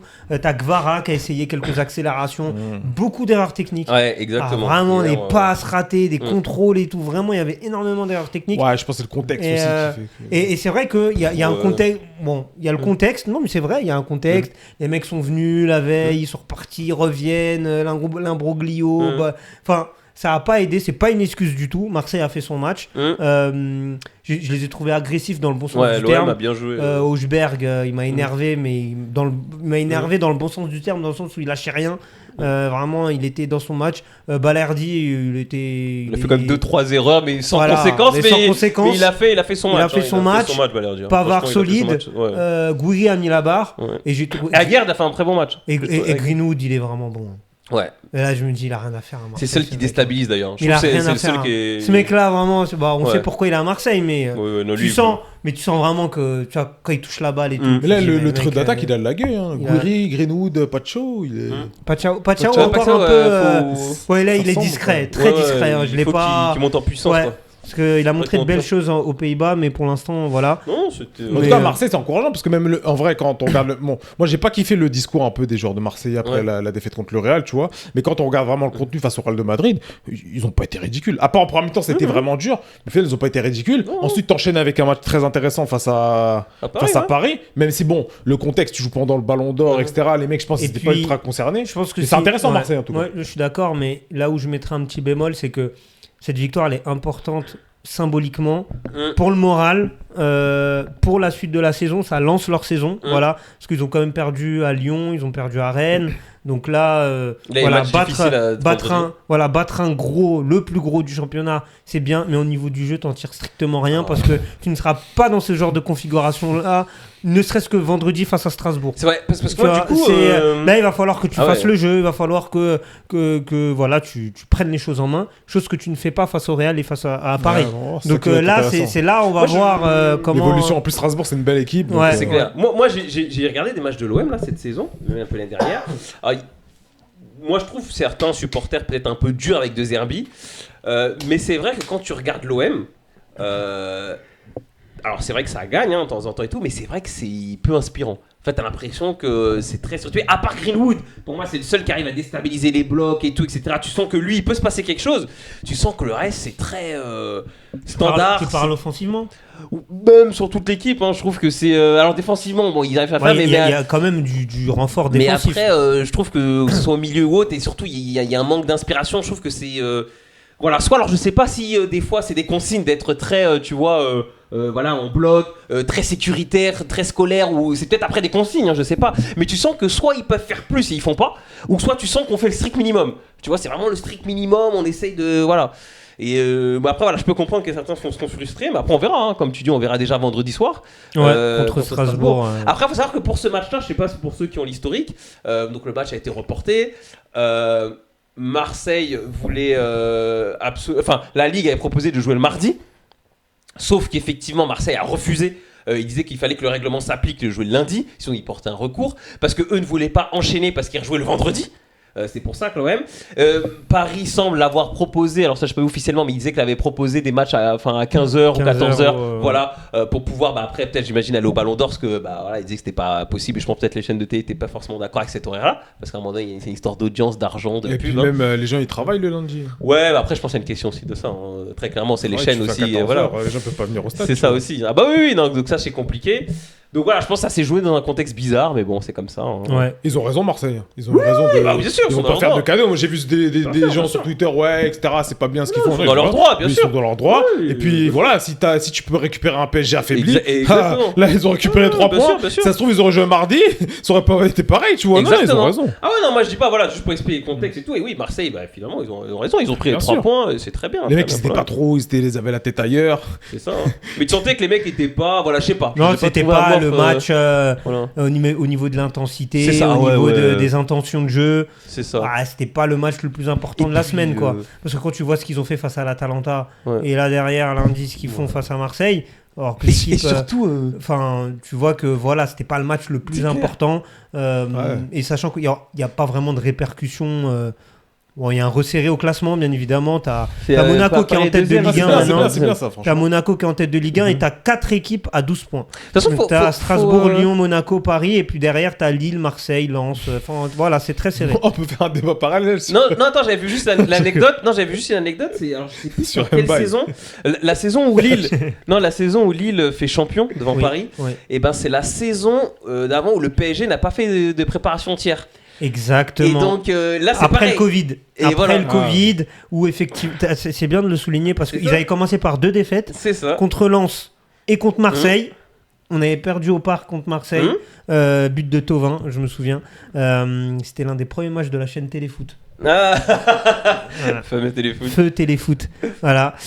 Et oui, effectivement, après on était bien revenus et on a eu un creux au mois de mars. C'est ça. Et Lille a été champion. Donc Et cette année, PSG n'a pas fait de. Ouais, mais l'effectif à cette époque du Paris Saint-Germain, il était très restreint. Non, mais ça compte, hein. Parce que le PSG n'a pas fait. Non, je suis d'accord avec toi, mais là, avec cette équipe, j'y crois pas. Mais l'équipe à l'époque, quand ils perdent le championnat contre Lille. T'avais une équipe quand même. Bah ouais, Florenzi à droite, arrête s'il te plaît, les gars. Ok, d'accord. Mais Herrera au milieu de terrain, gars, t'avais que des besognes au milieu de terrain, les gars. Herrera est en finale de Ligue des Champions il y a pas si longtemps. Steven, non, ça arrête Herrera. Non, mais je dis pas que. Non. Attends, est-ce que c'est facile? Non, c'est facile de dire. C'est facile après coup. C'est facile de dire. C'est un bonheur, mais Non, je suis pas d'accord avec toi. Non. Parce que Herrera, non. Là, c'est facile parce qu'on se souvient de comment il a fini. Effectivement, il a pas fini bien. Mais Herrera, je suis désolé, sa première saison à Paris, elle est plus que correcte. Quand je t'ai dit il va en finale de Ligue des Champions, c'était un titulaire indiscutable. Je dis pas que c'est le niveau de Vitinha aujourd'hui, mais t'as raison, mais quand on remet dans le contexte, on peut pas se dire ouais il y avait Herrera c'était un cadre de l'équipe à l'époque. Après en attaque t'avais Mbappé, t'avais Neymar, Moïskine. Moïskine, il a mis ses 14 buts. Il fait sa saison. Il a mis ses 4, il a fait. Il fait sa saison. Il fait sa saison. Il fait pas. C'est attaquant. Non. Yanis, t'abuses. Moïskine, il y a Choupo-Moting. Non, mais t'avais Moïskine, mais Moïskine c'était l'un des meilleurs joueurs. Il fait un match de fou contre le Barça en Ligue des Champions. Il fait une bonne saison après. Il fait une très bonne saison. D'ailleurs, tout le monde était étonné qu'il le prolonge pas. Je dis pas le contraire. Ils l'ont pas gardé. Non, ils l'ont pas gardé parce que il y avait le projet Messi. Ça c'est autre chose. Le projet Messi, il met 13 buts en Ligue 1, c'est pas un truc foufou non plus. Quand t'es pas l'attaquant numéro 1, t'es pas l'attaquant numéro 1. En tu parles de Ramos, bonne saison. Et là d'un coup, t'as 2 points de mesure. Tout ça pour te dire que, regarde, toi tu dis 2021, etc., l'année où ils perdent le championnat face à Lille. Je veux dire que c'est pas du tout la même équipe que maintenant. Oui, mais c'est normal, tu jouais avec Juan Bernat à gauche. Parfois t'avais du Abou. Mais à l'époque, non, mais attends, stop. Ça joue avec Bakir parfois, les gars, s'il vous plaît. T'as dit Juan Bernat? Juan Bernat, ses 2 premières saisons au PSG, il est monstrueux. Non, mais il est appelé en équipe d'Espagne. Non, mais arrête. Ce qu'il a tué Bernat. Non, mais les gars, sérieux, l'équipe en 2021-2020. Non, mais ne dis pas. C'est quelle année où ils perdent contre Lille le championnat 2020-2021 2020-2021. L'équipe ressemble à rien. Non, arrête, Yanis. Yanis, t'as cité 2 joueurs. C'est même 3 joueurs avec Moïse Kean, c'est des très mauvais exemples. Comme je t'ai Florenzi, dit, c'est un bon exemple. Non, Florenzi, ok. Florenzi, ok. Si tu veux Florenzi, je te l'accorde. Mais Bernat, il se blesse cette saison-là, donc il joue quasiment pas. Parce qu'il se fait les croisés. Donc ça met du backer. Donc c'est backer. Mais donc c'est claqué. Backer, c'est pas ouf. Mais ce que je te dis là, c'est qu'en défense centrale, t'avais Marquinhos qui était là.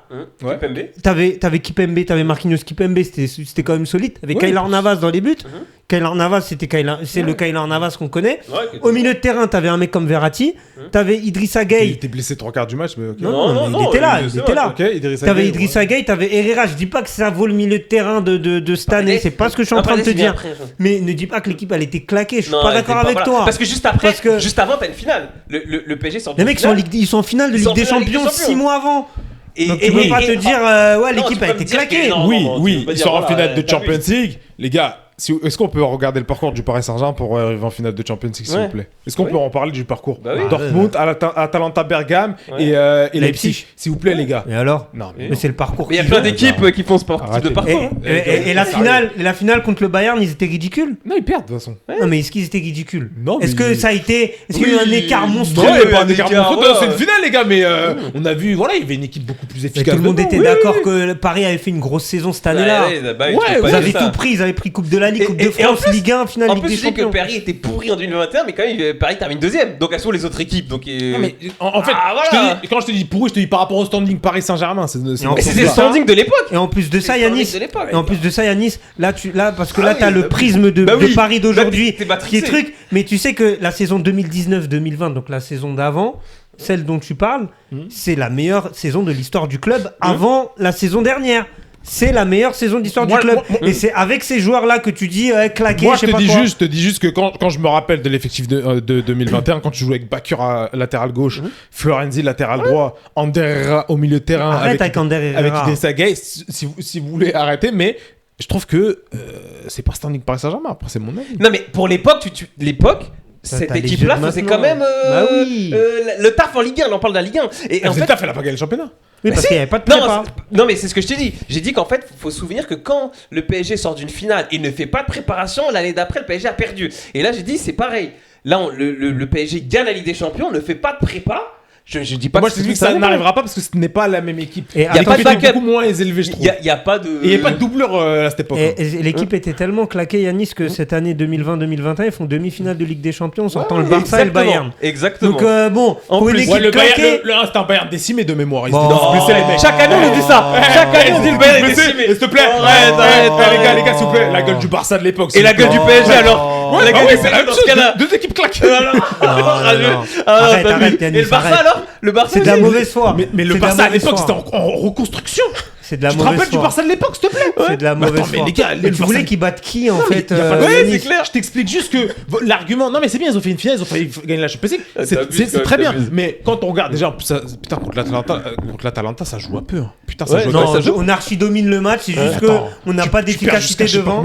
Non, mais c'est parce qu'il n'y avait pas d'efficacité. Moi, je te parle du parcours. il vient de sauver. Moi, je te parle du parcours de l'année d'après. Tu dis oui, le Barça, reconstruction. Je suis désolé. Au moment du match, personne disait Paris était largement favori. C'est clair. Il y avait 50-50. Sur le terrain, t'avais Messi, Griezmann. T'avais qui au milieu de terrain? T'avais Frenkie de Jong. T'avais Pedri déjà à cette époque. T'avais Pedri à cette époque-là. Et Busquets qui était encore là. T'avais Busquets qui était encore là. T'avais Jordi Alba. T'avais. Tous en fin de vie. Non, arrête. Busquets, il est pas en fin de vie à ce moment-là. Il était pas en fin de vie. Et souvenez-vous du Bayern de Munich décimé qui vient. Mais chaque année, de quoi? Chaque année, c'est comme l'année dernière. L'année dernière, on nous dit Lewandowski qui était pas là, c'est tout. L'année dernière, on nous dit la même chose. Ouais, le Bayern était décimé. À chaque fois que le Bayern perd, ils sont décimés. Mais attends, pour finir sur cette discrétion, parce qu'on a fait une discrétion.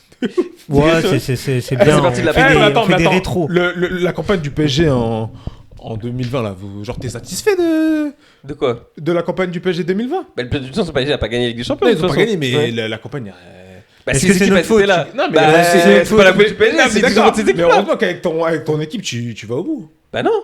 Tu disais que l'équipe a été rincée. Oui, par rapport au standing Paris Saint-Germain, je trouve mais ça très moyen. Paris Saint-Germain. Là aujourd'hui t'es Matuidi pour aujourd'hui. T'avais du Matuidi, t'avais du Verratti Prime. Après tu te retrouves en Champions League, tu te retrouves avec Ander Saga et Paredes. Je vais te dire un truc. Paredes il est où maintenant les gars? Paredes il avait fait finale Ligue des Champions. Tu sais pourquoi? Il a fait finale de Ligue des Champions. Ok, mais il est où titulaire. maintenant? Et il a été vendu combien? Il a été vendu combien? Mais c'est quoi le rapport avec les millions? Mais c'est quoi le rapport? C'est un rapport par rapport à la valeur marchande. S'il avait réalisé une grosse somme Paris Saint-Germain, il aurait été vendu plus. Il a pas fait top 30 ballons d'or. On n'a pas pu le vendre. Déjà, on est là, voilà. Si je suis ton raisonnement, Verratti il claquait aussi. Il est parti au Qatar en catimini. Donc je sais pas pourquoi tu dis il a fini comment Paredes, il a fini comment Verratti. Kimpembe c'est pareil, regarde. Ouais, mais Verratti c'est pas pareil parce que Verratti il était plus âgé que Paredes, non? Non, absolument pas. Absolument pas. C'est pas la même chose. Non, là, c'est pas la même chose. Parce que t'en as, il est tout le temps blessé. T'en as, il est dans la force de l'âge, il est frais. Je vais juste te dire un truc. Pourquoi justement aujourd'hui le problème c'est que ton raisonnement il est pas bon. Tu te bases sur le PSG d'aujourd'hui. Le PSG avant cette finale de Milan n'avait jamais été en finale. Bah oui. Donc en fait c'est un exploit en fait. Faut regarder le contexte. Regarde qu'ils ont sorti. C'est tout. Ouais, mais c'est un exploit standard du PSG. Moi, qui tu bats, je te dirais qui tu es. Bah oui, c'est un exploit de la finale. Et truc que le Bayern ils ont battu qui pour arriver là? Moi j'ai du mal avec l'expression standard du PSG. Bah oui, c'est quoi le standing du PSG? Le standing du PSG. Ils en avaient pas. Mais Matuidi avant le PSG. Mais non, tu dis n'importe quoi. Mais Matuidi avant le PSG, il était où? Il était à Saint-Etienne. Ouais, mais il était déjà international français.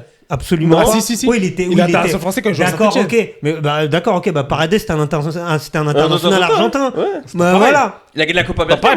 Paredes avant de pas jouer avant d'arriver au Paris Saint-Germain. Il était à la Roma. Il était à la Roma. Ah donc Saint-Etienne c'est mieux que la Roma, c'est ça? Ah ouais. Non, la Roma. La Roma c'est mieux que Saint-Etienne. Donc il est venu avec du crédit. Bon bah voilà. Alors. Non mais au final après il va où? Mais c'est quoi il va à la Juve, ça pose pas la Juve. Il repart à la Juve. Bah oui, non mais c'est pour te dire que le mec mais ça fout du PSG, ça pose pas la Juve. Bon, allez, on a trop fait de digression. Je comprends pas son truc là. Yanis là il est dans son run là, mais le gars je sais pas ce qu'il nous raconte. Là non, là n'importe quoi.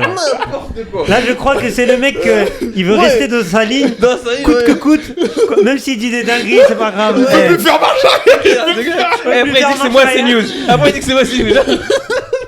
Excellent. Ça tu vas te régaler dans les reels, toi. Je sais même pas si c'est montable là ce qu'on vient de notre conversation. T'inquiète, je vais couper des trucs. Du coup, est-ce que vous avez quelque chose à rajouter sur ce OM PSG?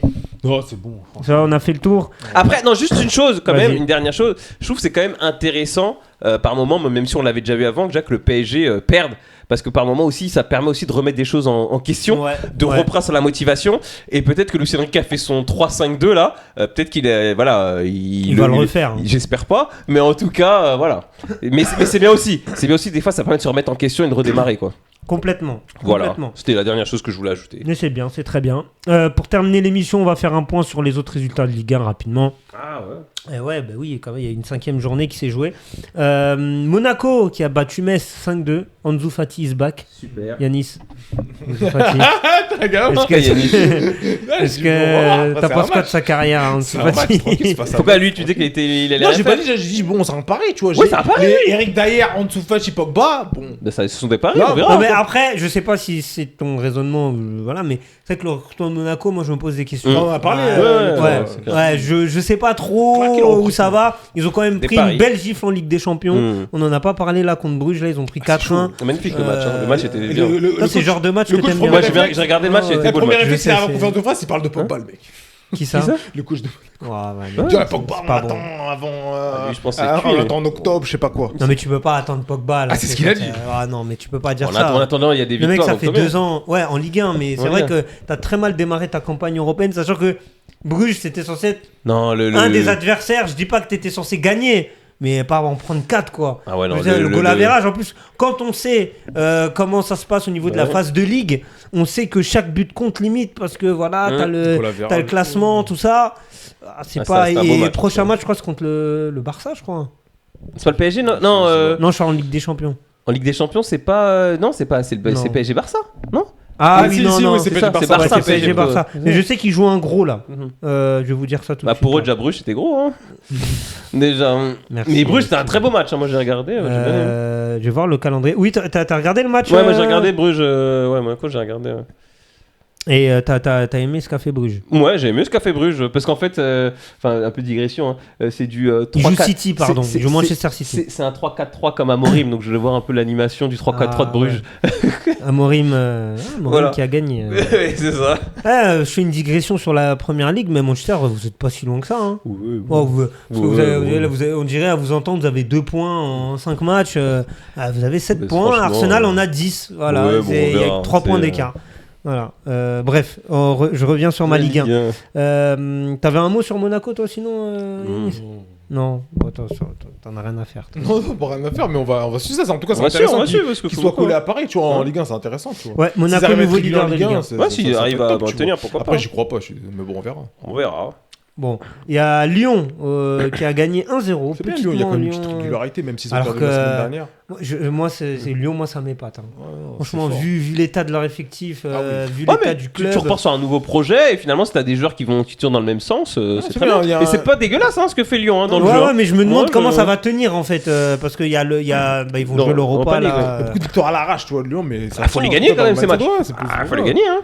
Ah ouais, Lyon est bien, comme Strasbourg d'ailleurs, qui a battu le Paris FC 3-2. Je sais pas si un jour on fera un sujet sur ces histoires de multipropriété. 18 recrutements. Non, mais attends, par contre, il y a une histoire, j'ai pas compris. Et Mega, il signe à Chelsea. Ouais. Mais il part quand là? Il part quand en fait? Il part l'année prochaine. Ah ok, d'accord.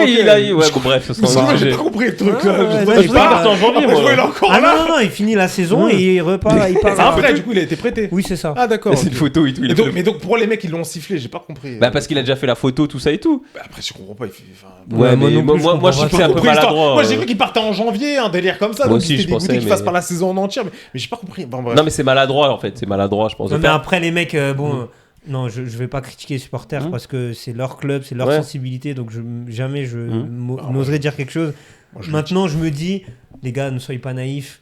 De toute façon, Emega, il allait partir à la fin de la saison. C'est sûr. Donc, qu'il annonce là ou au mois de mai, de toute façon, il va être impliqué parce que c'est dans son intérêt à lui d'être bon. C'est le capitaine. C'est dans son intérêt parce que de toute façon, Chelsea, il va aller à Chelsea. Après, quand il va arriver à Chelsea, bon, il va pas être titulaire à Chelsea. Peut-être qu'en faisant une très bonne saison à Strasbourg, il pourra gratter un prêt dans un meilleur club. Voilà, non, mais voilà, parce que Chelsea, on connaît Chelsea. Il a même pas mis les yeux à gratter un prêt. Après, à sa décharge, gratter un prêt dans un club de, je sais pas, de Liga.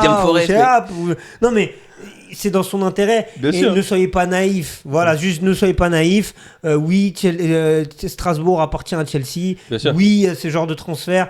Oui, d'accord. Aujourd'hui, peut-être que si Bluco n'était pas arrivé, Strasbourg sera en Ligue 2. Alors peut-être c'est ce que veulent certains supporters pour garder l'authenticité du club. Je peux l'entendre. Mais aujourd'hui, Strasbourg joue l'Europe aussi grâce à ces investissements-là. Et Strasbourg aujourd'hui est dans le top 5 grâce à ces investissements-là. Même si c'est vrai que ça peut paraître un peu déroutant. Non, c'est quand même 18 joueurs, c'est chaud. Hein. Oui, c'est beaucoup. Tu fais des transferts bizarres. Je suis d'accord. Mais bon, après, je suis d'accord. Mais... Par contre, à la décharge, je sais pas si tu as. Enfin, pour donner plus d'échanges à la décharge des mégas, en fait, c'est pas Strasbourg qui a communiqué, c'est Chelsea qui a communiqué. Donc, du coup, ils ont été obligés de suivre. Mais à la base, Strasbourg ne voulait pas communiquer tout de suite. Voilà, c'est juste pour la petite histoire. Bon, après, après, comme je dis, de toute façon, il allait partir à la fin de la saison. C'était un secret de polichinelle. Donc, en tout cas, ils ont gagné face au Paris FC. Donc, très, très, très bon résultat pour les Strasbourgeois. Il y a quoi d'autre comme résultat que je peux vous partager? Le Havre-Lorient partout Non, par contre, Lille, ils se sont fait dérouter. Ah ouais, j'ai regardé le match. 3-0. J'ai bien aimé le but de Thauvin. Ça m'a rappelé les heures de Thauvin à Marseille 2017-2018. Moi, j'ai pas ici. Ils ont pris cher. Ils ont pris très cher. Mais ils ont été efficaces, les Lensois. Et Lille, moi, j'ai regardé le match. Un manque cruel d'efficacité. C'est vraiment, ils auraient pu ouvrir le score 25 fois. Et derrière, dès l'ouverture du score de Lens, terminé. Moi, je me demande, c'est quoi le projet de Lille cette saison? C'est être européen l'année prochaine. Se qualifier pour l'Europe l'année prochaine. Parfois. Après, il n'y a pas d'oseille, Yannis. Je sais pas, t'attendais quoi en fait? Mais ils ont pris Gaman, qui est un bon joueur. Il y a Giroud. T'as Giroud, t'as des joueurs d'expérience. C'est bien, il y a Giroud. Oui, il y a Giroud, Olive. Respecte Olivier, s'il te plaît. Brest qui lance sa saison, même Nice. Nice, je comprends pas le projet. Nice, je comprends pas le projet. Ils ont fait quoi contre Brest, Nice ? Ils ont perdu 4-1. C'est lourd. Ouais, ils ont perdu 4-1. Nantes qui revient dans le derby. Ils perdaient 2-0, 2-2. Rennes, j'arrive pas à saisir. Rennes, ils ont... pour Rennes. Par contre, Rennes, il y a de l'oseille. Ouais, c'est ça. Rennes, il y a de l'oseille, les gars.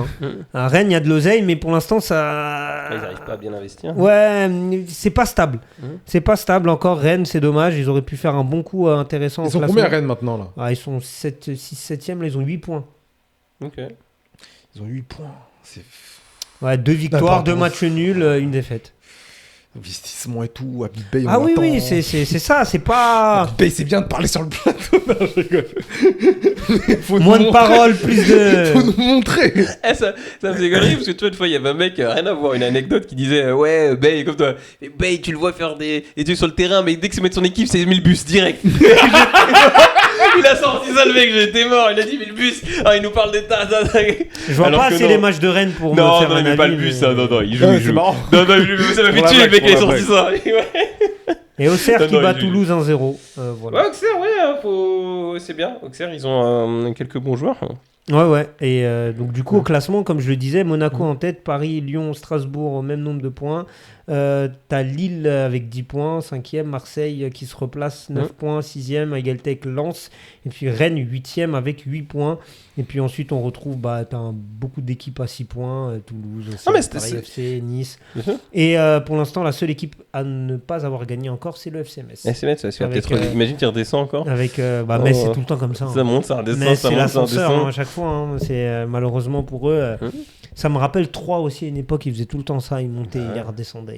Et surpris, je suis un peu de digression parce que je suis tombé sur le match de Saint-Etienne en Ligue 2. C'est Saint-Etienne, c'est surpris le Red Star pour l'instant qui est premier. Je suis vraiment surpris. Ouais, vraiment surpris. Bon, le Red Star, je pense pas que ça va tenir jusque-là, mais assez surpris que le Red Star soit... Ils sont en train de perdre là. Ouais, voilà. Ils sont en train de perdre face à 2-1 face à 3. À 3, il y a le jeune Détourbet qui est à 3.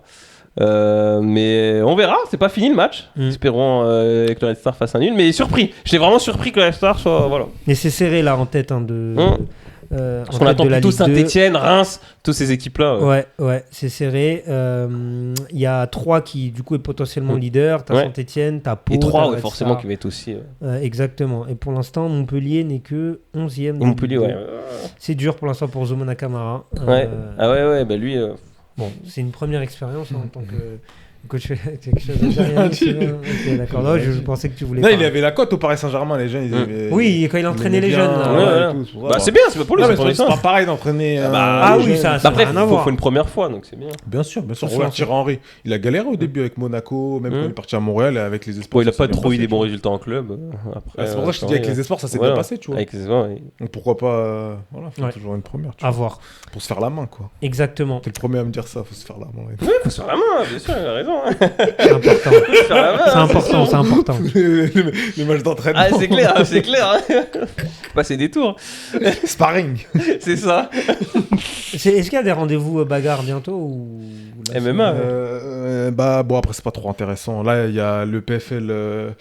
Ça me fait rire parce que Doumbé il sera là, mais il sera là pour regarder, pour faire des photos. En fait, à chaque fois il est contacté. Mais c'est pour ça. Il y a le PFL.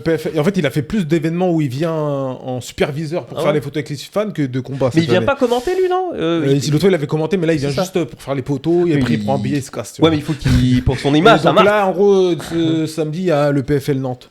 Amin Ayoub contre un Belge, et à la base il y avait un choc franco-français, Abdullah Ragimov contre Kevin Jousset, mais Abdullah Ragimov il est forfait, on sait pas pourquoi. Moi je pense, tu vois, moi je pense, regarde ce qu'il devrait faire. Ah si, par exemple, il y a Cyril Gane qui va combattre pour le titre en mi-octobre. Ah, quand même. Il revient après combien d'années? 2 ans lui d'absence? Un an et demi, c'est ça? Un an pile. Un an pile, ok. Et là il a déjà le titre, lui. Il avait pas déjà le titre avant? Non, enfin il a eu le titre il y a 2 ans. Il combattait pourquoi alors l'autre 2 ans et demi pour le classement. Bon bref. Mais en fait moi tu vois moi je proposerais un truc, tu vois. Il m'a dit encore je veux retaper quelque chose. Ouais, tu vois, toi, tu veux tout changer. Non mais on fige la carte. T'as vu, tu figes la carte pendant 3 ans et là ils font une sortie de Mortal Kombat là, tu sais, comme ça, et ça avance et jusqu'à la fin tu vois. Qu'est-ce qu'il niveau bagarre. Non, mais ça m'a fait rire parce que regarde, là, je reviens sur Cédric Doumbé. Désolé de m'acharner sur lui. Mais le gars, chaque événement, il vient, il est invité en guest et tout. En guest au par le PFL. Chaque événement, en fait. Mais il combat pas, en fait. Ça te dérange. Mais c'est l'image de marque. C'est l'image. Il a fait plus de guests, d'événements guests que de combats au PFL. Tu sais combien il a fait de combats au PFL en tout 2, 3, c'est tout. Bah c'est bien. Mais c'est Ça fait quoi? Ça fait combien de temps il a signé? Il a signé en 2022. Ouais, bah ça fait un combat par an à peu près. Ah non, 2023, pardon. 23, bah c'est bien. Voilà, 3 combats par an. On est dans la moyenne. Cyril Gane, c'est ce qu'il a fait, non? Il fait à peu près un combat par an. Non, mais c'est pas pareil. Cyril Gane, il a un passif. Et au début, Cyril Gane, il enchaîne les combats tous les 3 mois. Il a un passif. Il a eu la ceinture intérimaire. Il peut se permettre de combattre une fois par an parce qu'il a un CV. D'accord, ok, vas-y. Il a un CV. Doumbé, il a aucun CV dans le MMA, tu vois. Non, t'arrives où il aurait déjà arrivé, il combat 2-3 fois par an, tu vois. En fait, Yannick. Et encore, il a 2 combats. Tu sais pourquoi il a 3 combats? Parce que quand il avait perdu contre Baki, il voulait recombattre rapidement. Du coup, il a combattu 2 mois après. Oui, sinon, après, classe. Sinon, il aurait pas combattu. Mais Yannick, c'est pas son projet, la ceinture. Toi, tu veux absolument croire que c'est son projet. Non, je dis juste que le mec, il a fait plus d'événements en tant qu'invité, genre en guest. C'est ça son truc que de combat. Mais c'est peut-être ça son truc. Je dis bien peut-être, c'est peut-être ça maintenant. Mais en tout cas, oui, il y a pas d'événement là. Voilà. Il y a Amina Ayub qui combat là et Gane en octobre après. En fait, on sera obligé de convaincre Yannis quand Doumbé dit il arrêtera. Et là, on fera un point et là, on se dira on t'avait dit que ça. Quand il arrêtera. Faudra faire une émission spéciale, c'est là, je sais que tu crois encore. Y a pas de souci, on va caler ça. On l'invitera. Il viendra pas. On l'invitera. Je crois que je parlerai pas de la même manière s'il était là. T'as pas combattu. Viens la carrière. Il dira ça. Respect. Félicitations mon frère. Moi je dirais non. Il a dit il a pas combattu, c'est des trucs guess. Et moi je dirais non, mais qu'en fait voilà, le gars peut-être comme je te dis, c'est que là maintenant il est peut-être sur autre chose et qu'il est obligé aussi de se montrer pour ses autres projets. Mais non, il peut peut-être pas l'annoncer encore. Parce que peut-être qu'il a aussi en même temps envie de recombattre contre Baki ou je sais pas quoi. Il voulait peut-être Baki l'a dit. Baki ça fait 3 interviews qu'il dit il est prêt. Il le dit. Il a dit ça dépend que de Doumbé. Ouais, peut-être que Doumbé peut-être que si Doumbé il a pas envie de se manger un KO, peut-être, je sais pas. Non, mais peut-être aussi, je sais pas. Baki il a dit il est prêt, c'est dire même la revanche, le gars, tu sais pas, il est là. Parce que Baki il fait quoi en attendant lui aussi? Il combat. Il a combattu. Il a combattu là, il y a pas longtemps. Ok. Il a gagné. Il va pas combattre Zebo Ah ouais. En octobre. Ah bah oui, bah tiens, il y a Arès en octobre. Ah bah voilà. Mi-octobre, il y a la ceinture des 77 Et ce sera où? Arès Zebo à Paris. Ah non, Strasbourg, dans la ville de Baki. Ok. Ça c'est cool ça. Bah ce sera bien. Il y aura. Ce sera un bon combat. Ce sera l'occasion Oui, mais il combat lui au moins. C'est bien, lui il veut vraiment faire du MMA. Ah ouais. Mais peut-être que l'autre il veut pas. Bah dis-le, tu dis. Mais pourquoi tu veux qu'il te dise genre il lui doit quelque chose? Dis-le-moi mon gars, ça fait longtemps que je te supporte, je paye tes trucs, tes chaînes, je me suis abonné. Dis-le-moi. En fait en gros c'est ça, il te connaît même pas. Bon, en tout cas, ce sera l'occasion de revenir sur tous les événements que tu as dit. Le Baki Zebo qui risque d'être très intéressant. Ça pas mal, on va suivre. Exactement. C'est la fin de cette émission. Super. Les prochains rendez-vous, je crois qu'il y a un Atlético Real Madrid samedi. C'est ça. Que Yannis va vous commenter. Donc ça va être pas mal. Et puis ensuite, le 4 octobre, bon après il y aura une émission, je pense, entre ces deux matchs. Et il y a Chelsea-Liverpool le 4 octobre. Pas mal aussi. Liverpool-Manchester United le 19 octobre. Et Naples-Inter Milan le 25 octobre. Voilà pour les matchs que l'on va vous commenter très prochainement sur LBS FM. Et bien sûr, l'émission qui sort tous les mardis soirs sur YouTube et sur les plateformes d'écoute. Voilà. Merci les gars de m'avoir accompagné pour cette émission un peu plus courte que d'habitude. Ouais. Parce que d'habitude, on tape des 1h45, 1h50. Là, ça fait combien? 1h17. Ah ouais, quand même, on a fait long. Ouais, non, mais on ne peut pas faire 1 heure, c'est impossible. C'est impossible. Surtout avec vous deux, c'est impossible. Mais c'est toujours un plaisir de faire les émissions avec vous. Merci à tous ceux qui nous écoutent et qui nous suivent sur les réseaux sociaux. Abonnez-vous, le Bisport, vous êtes beaucoup à liker, à interagir, à commenter sur TikTok, mais... il manque les abonnements là, donc les gars, allez-y, abonnez-vous là. Abonnez-vous, c'est important pour nous et pour la pérennité du projet. Et puis, quant à nous, on se retrouve dès samedi pour le derby madrilène que Yannis va vous commenter de main de maître. Passez une excellente journée et on se dit à très vite sur LBS FM. Salut.